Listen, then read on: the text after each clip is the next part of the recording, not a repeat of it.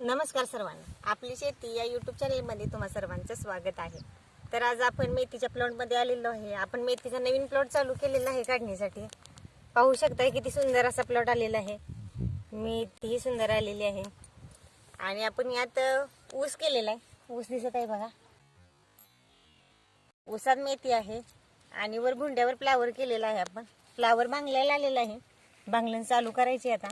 पण मेथी काढून झाल्याशिवाय काही नाही, मेथी काढून झाली की बांगलन करून घ्यायचे। मेथी छान अशी आलेली आहे। उन्हाचं टेम्परेचर असल्यामुळे भाजी जरा कुठं कुठं सुकायला लागली, पण भाजी काढायला आपली चालू आहे।